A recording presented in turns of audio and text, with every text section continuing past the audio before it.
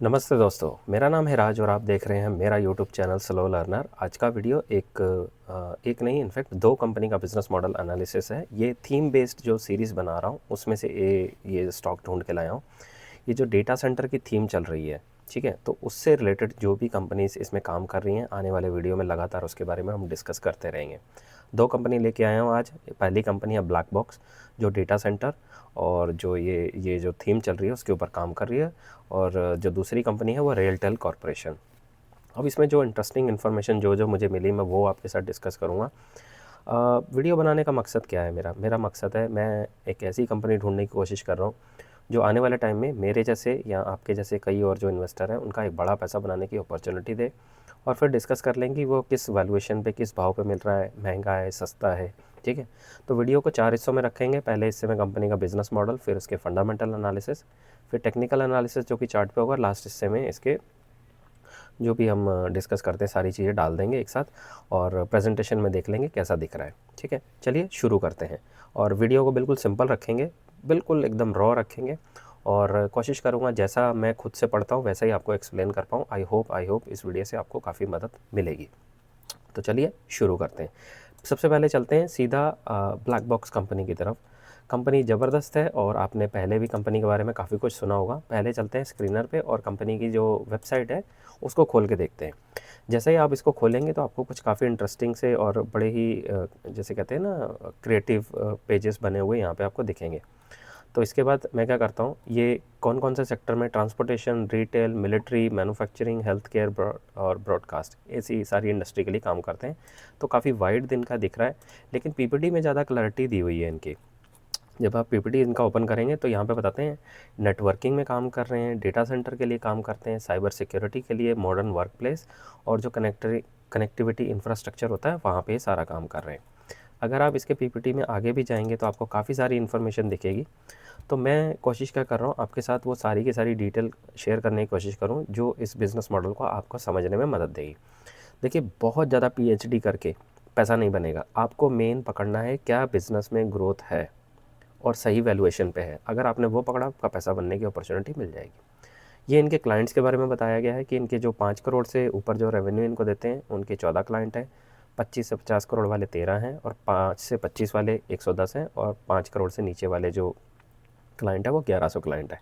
तो client concentration तो नहीं है, काफ़ी वाइड है इनका, और काफ़ी चीज़ें यहाँ पे इन्होंने मेंशन करी हैं। आपको ये जाना चाहिए, ये वाला हिस्सा देखना चाहिए। बिज़नेस मॉडल के बारे में हल्की सी हमने बात कर ली, सीधा लेके चलता हूँ आपको कॉन कॉल में, और कॉन कॉल में देखते हैं क्या कोई इंटरेस्टिंग बात हुई नहीं हुई, ठीक है, उसके बारे में देख लेते हैं।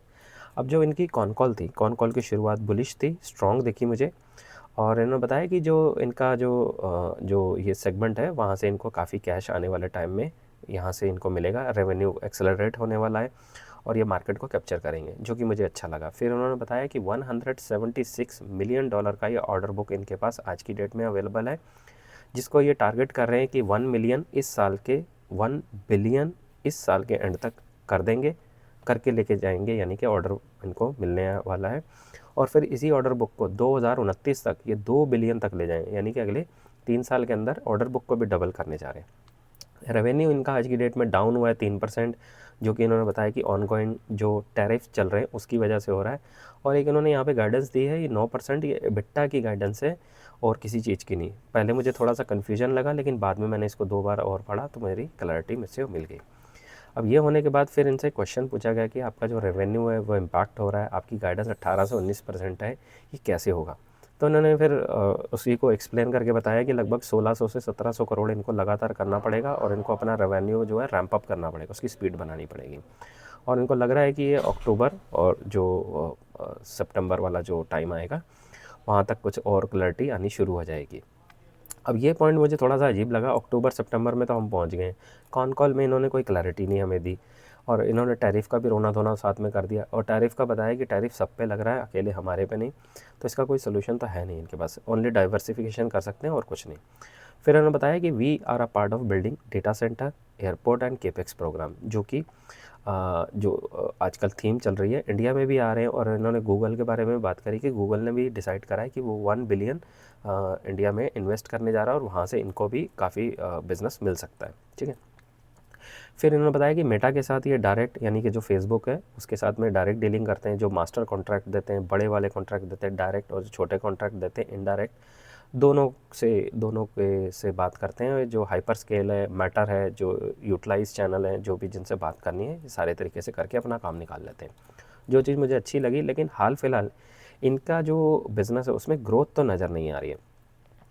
इंडिया में जो साइबर सिक्योरिटी का है, डेटा सेंटर है, ये सभी में ये कॉन्सेप्चुलाइजेशन स्टेज में है अभी, और उसके ऊपर इनसे बात चल रही है। फिर गूगल में जो 1 बिलियन है उसके बारे में इन्होंने यहाँ पे दोबारा से मेंशन करा, और 500 पीपल इनके टीम में हैं आज की डेट में, इससे ज़्यादा ही हैं। ये वो लोग हैं जो सपोर्ट कर रहे हैं इनके इंटरनेशनल जितने भी ऑपरेशंस हैं, यानी कि इंडिया से बाहर जो कर रहे हैं। यहाँ पे फाइनली आके थोड़ा सा इन्होंने डिस्कस करा कि इनकी गाइडेंस 15 से 20% एनुअली पर ईयर, यानी कि इस साल होने जा रही है। क्वेश्चन इनसे फिर पूछा गया कि Q3 Q4 से जो टॉप लाइन है वो 1700 करोड़ करेंगे तभी तो गाइडेंस अचीव हो पाएगी। तो उन्होंने बताया हाँ, yes we are very confident we will be able to achieve. तो ये सारा कॉन कॉल था इसका बारे में। माफ़ कीजिएगा, मक्खी बहुत ज़्यादा है यहाँ पे, जिसकी वजह से मैं थोड़ा इरिटेट हो रहा हूँ। अब सीधा चलते हैं इसके एक बार स्क्रीनर पर देख लेते हैं ऊपर से कैसा दिख रहा है। तो 9000 करोड़ का मार्केट कैप है, 33 का पी है। सेल्स ग्रोथ यहाँ पे 3 दिखा रहा है, हालांकि गलत है, मैनेजमेंट ने 15 से 20% का गाइडेंस दिया है। ऑपरेटिंग प्रॉफिट मार्जिन 8 का है, ROE 44 का है, पैग रेशियो 0.64 है, और प्राइस टू बुक 12 का है। अब अगर चार्ट की बात कर ली जाए तो लॉन्ग टर्म में तो चार्ट मुझे ठीक दिख रहा है, बुलिश दिख रहा है, लेकिन ना शॉर्ट टर्म में ये कंसोलिडेशन में फंसा हुआ है अभी, वॉल्यूम नीचे लगातार आ रहा है, तो चार्ट मेरे लिए तो कन्फ्यूजिंग है अभी काफ़ी। ठीक है, क्वार्टरली रिजल्ट की अगर बात करी जाए तो -2% का है, मतलब मूड ही ख़राब कर दिया यार इन्होंने। कॉन कॉल स्ट्रॉन्ग दिखाई, लेकिन स्ट्रॉन्ग एक्चुअली है नहीं वो, उन्होंने थोड़ा सा जो बोला तो वो अपनी बातों पे खरे नहीं उतर पा रहे। ईयर ऑन ईयर बेसिस पे बात करें तो -5%, मतलब पूरा सेक्टर का एक बुरा हाल है। लेकिन ये डेटा सेंटर वाली थीम के बारे में हम बात कर रहे हैं। ऐसे ही होता है जब कोई बिज़नेस ख़राब होता है और उसका आउटलुक आगे अच्छा दिखने लग जाए, हमें वो आउटलुक देख के और उसको ट्रैक पे रखना है, फिर बाद में देखना होता है करना क्या है। रिजर्व्स आज की डेट में 725 करोड़ के हैं, और बोरोइंग इनकी ऊपर निकल चुकी है 942 करोड़। क्या मतलब है इसका? इनकी जेब में 725 रुपये हैं आसान भाषा में, और 942 रुपये की देनदारी है। ठीक है, और अगर बात कर लीजिए शेयर होल्डिंग पैटर्न, 71 था 70 हो गया, FIIs 5 थे हल्के हो गए 4 हो गए, DIIs शुरू से नहीं थे अब भी नहीं है, और आम पब्लिक 23 थी 25 हो गई है। तो ज़्यादातर आप गौर करेंगे जिस स्टॉक में पब्लिक ज़्यादा के पास माल बढ़ता है वो ज़्यादातर स्टॉक नहीं चलते हैं। ठीक है, तो 23% पे देखिए 14,000 इनके पास शेयर होल्डर थे, और 25% यानी कि गिनती का 2% ही बढ़ा, लेकिन 88,000 हो गए। यानी छोटे छोटे जो रिटेल इन्वेस्टर आपके और मेरे जैसे वो बहुत ज़्यादा बढ़ गए। तो ये सारा का सारा कुछ था यहाँ पे। और नेक्स्ट कंपनी के बारे में बात कर लेते हैं, जो कि है रेलटेल। इसकी कंपनी की वेबसाइट आप खोलने की कोशिश करेंगे, नहीं खुल रही है, मैंने काफ़ी देर तक ट्राई करी। सिर्फ इनका कॉन कॉल अवेलेबल है जो मैंने पढ़ा, और सीधा चलते हैं कंपनी के कॉन कॉल के ऊपर। कॉन कॉल के ऊपर जाएंगे या फिर स्क्रीनर के ऊपर थोड़ा सा जाएंगे ना, जब आप यहाँ पे क्लिक करेंगे तो आपको कंपनी दिखाएगी कि ये कंपनी जो है। तो जब आप स्क्रीनर पे जाएंगे और कॉन कॉल पढ़ेंगे वहाँ पे थोड़ा सा आपको आइडिया लगेगा। ये जो कंपनी है ये टेलीकॉम इंफ्रास्ट्रक्चर से रिलेटेड काम करती है, और फाइबर केबल में भी काम करती है। ठीक है, तो ये इनका एक बिज़नेस मॉडल है, इतना ही जानकारी हमें यहाँ से मिलती है। अगर इसका PPT मिलता तो ज़्यादा जानकारी मिलती, जो कि है नहीं। पुराना भी मैंने ढूंढने की कोशिश करा, नहीं मिला NSE की वेबसाइट पे। अगर आपको मिले, लिंक डिस्क्रिप्शन में मुझे दे के बता देना लिंक, मैं एक बार ही देख लूँगा उसको।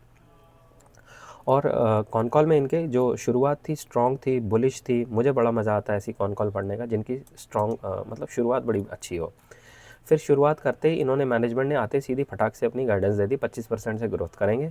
मुझे ऐसी कॉन कॉलें और भी मज़ा आता है भाई, सीधा सीधा बता दिया ये हमारा धंधा है, इतना बढ़ाएंगे इतना नहीं करेंगे, उसके बाद पढ़ लो कॉन कॉल में जो करना है कर लो। फिर रेलवे जो प्रोजेक्ट है वो इनको मिलने शुरू हो गए, इसके बारे में इन्होंने बात करी। जो स्मार्ट सिटी जो प्रोजेक्ट हैं, इंटरनेशनल बिज़नेस है, वहाँ से इनको आना शुरू हो गया बिज़नेस, स्मार्ट सिटी से और इंटरनेशनल जो प्रोजेक्ट हैं। फिर रेलवे का जो ऑर्डर है वो पिछले 6 महीने से काफ़ी म्यूटेड है, वो ज़्यादा ऑर्डर मिले नहीं हैं इनको। वहाँ पे जो कवच सिस्टम है उसमें भी कुछ इन्होंने ऑर्डर के लिए बिड डाली है, तो वो भी अगर आ जाए तो वहाँ से भी रेवेन्यू इनको आने वाला है।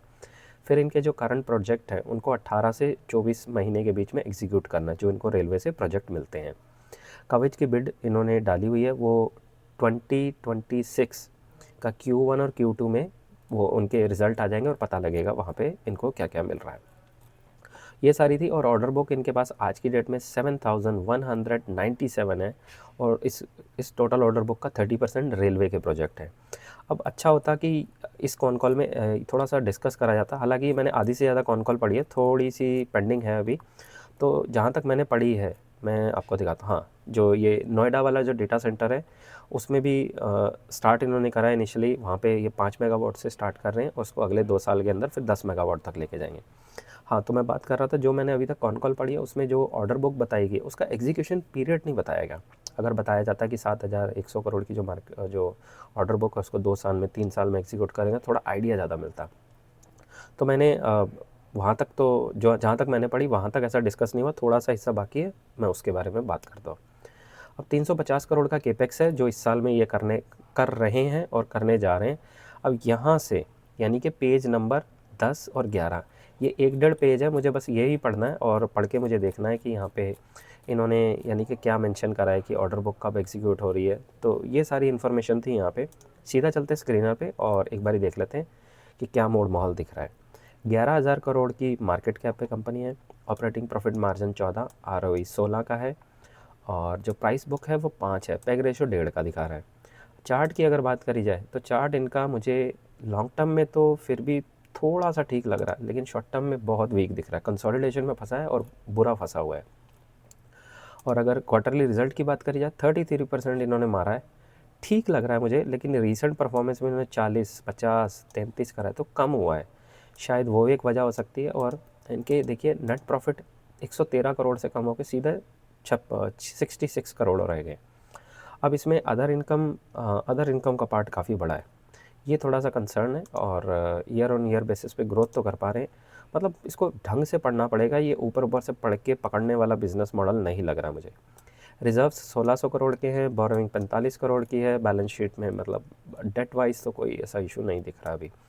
प्रमोटर होल्डिंग 72% है, और एफ आई आईज घुसे हैं और डी आई आईज निकले हैं, और आम पब्लिक वही 21 से 22 वहीं की वहीं खड़ी है। तो ये सारा इनका सूरत हाल था। अगर इसकी बात कर ली जाए चार्ट की, तो अगर आप मुझसे पूछोगे दोनों में से अगर 2 ही कंपनी है दुनिया में, तो दोनों में से कौन सी कंपनी लेनी चाहिए on the basis of chart, fundamental बाद में देखते हैं। ये जो ब्लैक बॉक्स का चार्ट है ये भी वीक दिख रहा है, और रेलटेल का अगर चार्ट देख लें तो चार्ट दोनों ही एक दूसरे के चाचा और ताऊ के लड़के लग रहे हैं, बिल्कुल एक जैसे, वीक है, मरे पड़े हैं। अब चलते हैं सीधा प्रेजेंटेशन की तरफ, जहाँ पे मैं आपको इसके जो वैल्यूएशन मैंने निकाले हैं तो वो डिस्कस कर लेते हैं। जो टेक्निकल में एनालिसिस में चार्ट मैंने बताया कि कंसोलिडेशन में फंसा है, वीक है, और जो ब्लैक बॉक्स है वो data centre, cyber security, health care, modern work place, इनके ऊपर काम करते हैं। इनकी जो ऑर्डर बुक है वो 1 बिलियन तक लेके जाएंगे इस साल, और 2029 में इसको 2 बिलियन तक लेके जाएंगे। करंट पी 33 का है, और जो गाइडेंस है ग्रोथ की वो 15 से 20% है, और 3.5 से 4% के पार्ट के मैंने मार्जिन लिए हैं। अगर अप्रॉक्सीमेट उतना करते हैं तो 30 से 35% की ये जो फ्यूचर 1 ईयर फॉरवर्ड पी पे नज़र मुझे आ रहे हैं। और मैंने इसको चार्ट की कैटेगरी में रखा है कीप ऑन रडार, यानी कि वॉचिंग लिस्ट में रख सकते हैं, बहुत अच्छा नहीं है बहुत बुरा नहीं है। दूसरी कंपनी जो रेलटेल है, ये टेलीकॉम जो इंफ्रास्ट्रक्चर है, फाइबर केबल है, ठीक है, तो उनके ऊपर काम कर रहे हैं ये। ऑर्डर बुक की बात करें तो इनके पास 7,100 करोड़ का ऑर्डर बुक आज की डेट में अवेलेबल है, उसमें से 30% रेलवे का है, और 350 करोड़ का ये कैपेक्स कर रहे हैं ऑलरेडी। करंट पी इनका 37 है। गाइडेंस इन्होंने जो बताई है, एक बारी मैं उसको अपडेट कर देता हूँ जल्दी से, मैं अपडेट करना उसको भूल गया था, 1 minute please bear with me. हाँ, तो 25% की इन्होंने गाइडेंस दिखाई है यहाँ पे, और 25% के हिसाब से इनका फटाफट मैं निकालता हूँ। इसका मैं बाद में कभी निकाल दूंगा, मैंने इसका 1 ईयर फॉरवर्ड भी निकाला नहीं है, आपके लिए एक्सरसाइज है, निकाल लेना। क्या अब आपको एक्सरसाइज दे रहा हूँ, आप निकालना एक बार, गूगल पे जाके सर्च करो कैसे निकालते हैं और दिखाओ। और नहीं कर पाते लिंक डिस्क्रिप्शन में मुझे दे दूँगा, लेकिन मुझे आप बताना जाके कि इसको कैसे नहीं कर पा रहे, तो मैं आपको हेल्प कर दूँगा, आपके लिए भी एक एक्सरसाइज है। तो दोनों कंपनी मैंने तो अभी तो कीप ऑन रडार रखी है डेटा सेंटर में, अभी कोई अच्छी कंपनी नहीं मिली है। इसके बाद बची हुई जो कंपनियाँ पढ़ूंगा, अनंतराज, E2E, अपार, नेटवेब, टेक्नो इलेक्ट्रिकल और ओरियन प्रो। तो जैसे ही कोई कंपनी अच्छी लगेगी पूरा सेक्टर पढ़ के आपको बताऊंगा, और लास्ट में एक कंप्लीट वीडियो बना दूंगा जिसमें कि सारी कंपनी को एक जगह रख देंगे, एक जगह कंपेयर कर देंगे सारी डिटेल डाल के, और जो सबसे बेस्ट दिखेगी वो आपको एनालाइज़ करके अपने अकॉर्डिंग बता दूँगा। तो ये था मेरा आज का वीडियो। आई होप इस वीडियो से आपको मदद मिली है।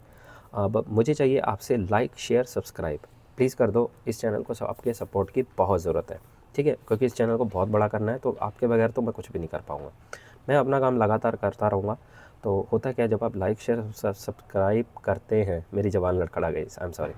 जब आप लाइक, शेयर, सब्सक्राइब करते हैं ना, तो मुझे बड़ा मज़ा आता है, और फिर मुझे मोटिवेशन मिलता है, और मैं थका भी होता हूँ ना, तो आपके लिए फिर से फट से वीडियो बनाने के लिए हिम्मत आ जाती है, ठीक है? तो प्लीज़ कर देना। और बस ये था आज का वीडियो। मिलते हैं अगली वीडियो में, तब तक के लिए सीखते रहिए, खुश रहिए, इन्वेस्ट करते रहिए। Thank you.